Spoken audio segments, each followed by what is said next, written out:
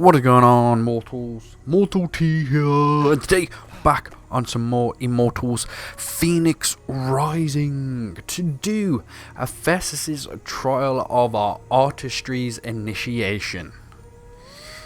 So once you have done Hephaistos' trial of mystery, you will unlock the ability to pick these huge giant blocks up and just move them like you usually can do with any other type of block, which is actually really cool. You have ability to run with them and jump a single time, which is very nice. So that means as they put them on top of this trial, that these kind of things, these big objects, are going to be in this trial. So without further ado, let's get straight into it. So here we are at the trial of Artistry's initiation, and there's basically only one kind of stage to this, which is this main one, but you have 4 crystals that you have to light up in order to get to the end. There is also a secret chest or an optional chest that you can get on this level as well, and I'm going to be showing you how to do all 4 stages or levels or side bits. But anyway, we're going to go to the left hand side first, the very first one on the left hand side, and we're just going to go through all this as quickly as we possibly can. So as you can see, we now have a small cube. Once you've hit the button with this small cube, we can actually run and double jump with this, as you can see. So all these platforms you can either single jump to or double jump to, as you can see, with the box in your hand. So there's actually no need to set it down. And then we're going up the next set of pillars right here, just double jumping all the way up, very easy, till you get up here and you see the light or the featherweight pressure plate. Whack it down, a big huge stone will go spawn in, and these guys will go up. We no longer need them. Pick up the giant rock or cube, and we're just going to throw it down there. Now usually when you pick up a giant, well, a rock that's actually made of stone like this, if you chuck it against something hard, it will usually break, but that one didn't for some unknown reason, but we really do need it to break. So if yours doesn't break, all we're going to do is hit it with your axe or sword once or twice until it breaks into 2 smaller ones. We only need one of these smaller ones to activate this full pressure plate. We pick up the second half and we come back to the first gate. And now the pillars that we used to jump on to get up here are now moving, and this is what we need to go on to get down, because we can only single jump with this heavier block. So we're just going to follow these all the way down until we get back to the beginning, and this cube is going to go on the pressure plate that we saw there. Now you can't rush all this, like I said, you can only single jump with this one, but you can get it all the way down to the bottom pretty quick, and boom, we put it down, and that is the first bit done.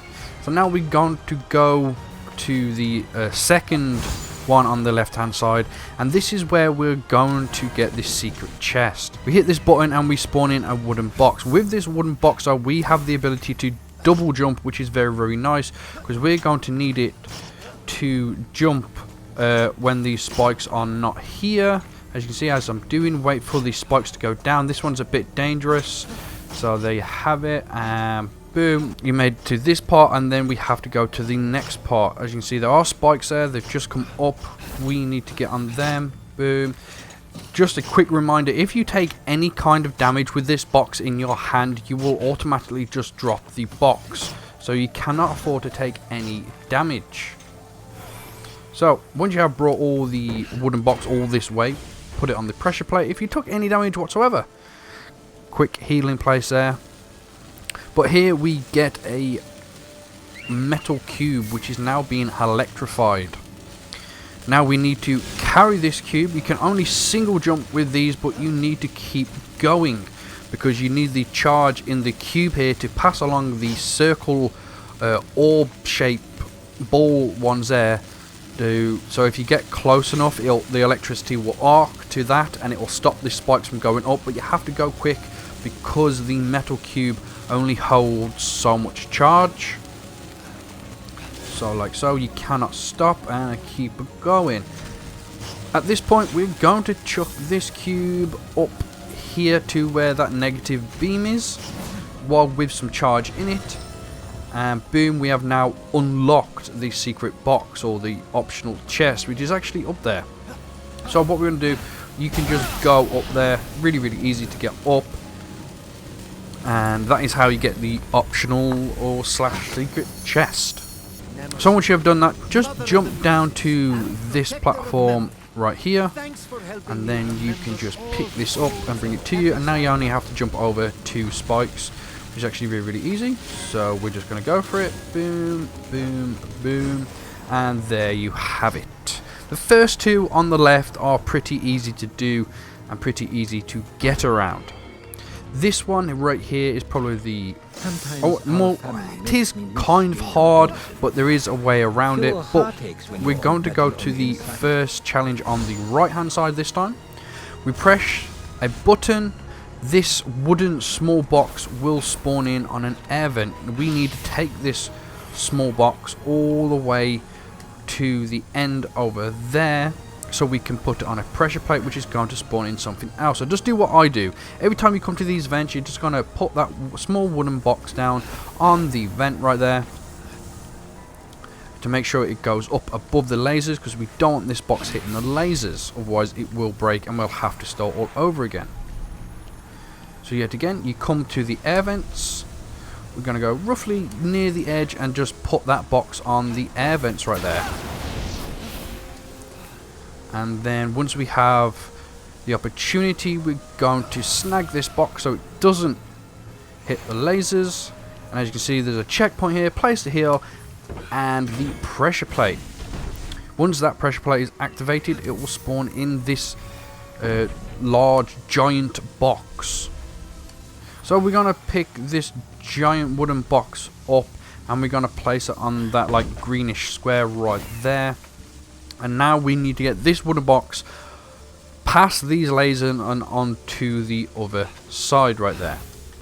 So the way I am doing it, I don't know if it's the official way, but it's a way I found. I'm going to charge Ares Wraith, and we're going to use its ability to glide, and then we're going to attract the box to us. Now just be careful, as soon as you land, you're going to take some kind of fall damage.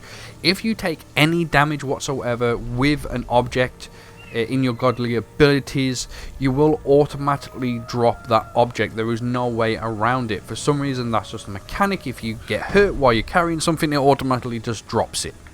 Kind of weird. Don't know why it is a mechanic like that, but it's the way it works.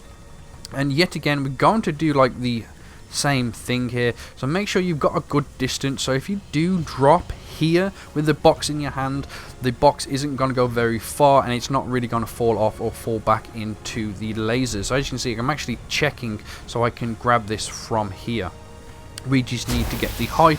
So yet again, Ares Wraith, use the wind gust. When we come back down, all the lasers are opportune.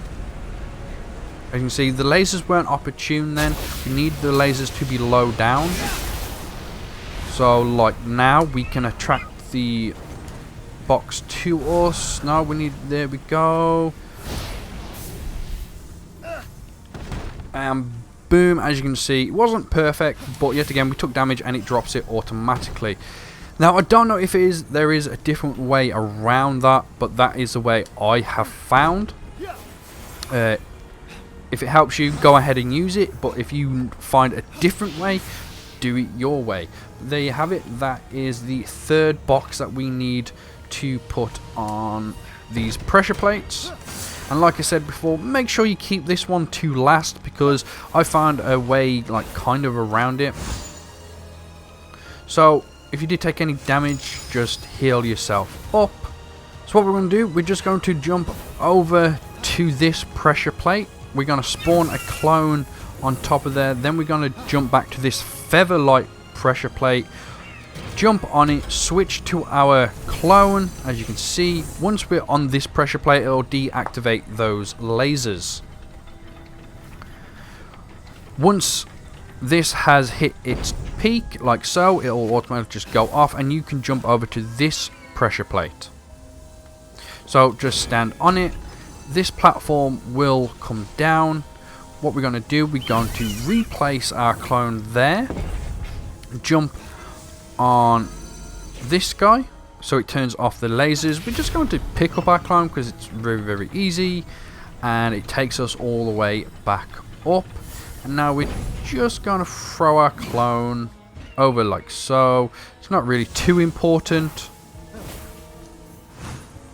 but we need some kind of weight here, and I have looked around and I haven't managed to find any kind of weight that's meant to go on here. So I'm just assuming that you're meant to use the weight of your clone, because it does activate the pressure plate. It spawns in this massive wooden box. We're going to put this wooden box onto this little gold platform right here. Now, once you hit this lever, this is going to start moving down. You then need to jump on the 2 pressure plates that we jumped on before to turn off the lasers in order for this to go all the way down to where it's supposed to go. So as soon as you hit it, you need to start jumping to that pressure plate. So we're going to activate this lever, and then, like I said, just immediately jump to this pressure plate, land on it, deactivate these lasers, and wait for the box to go past. Make sure it is securely past. It can be a bit deceiving. Once it gets roughly in line with the pressure plate, we're just going to jump over, and then we're just going to jump over to this pressure plate, land on it, and deactivate the lasers before the box gets there. And then wait for the box to go in line with this pressure plate and just step off it. And boom, it is near the end. The reason why I tell you to do this one last is because we use our Fenyx clone ability, and if you swap your Fenyx clone now, if I spawned another Fenyx clone in right here, this box would despawn and you'd have to go through the whole process again of getting it down here. So that is why I say to leave it last, just in case you use your clone ability for something else. But once you have got all 4 crystals lit up, you can unlock the jump pad, jump on it, and that is the very end. Like I said, there is only like 1 stage to this. Usually there are 3 stages, and they get harder and harder as you go along, but only 1 on this one. So Immortals, I hope this helps you out. I hope you enjoyed, and I'll hopefully see you in the next video.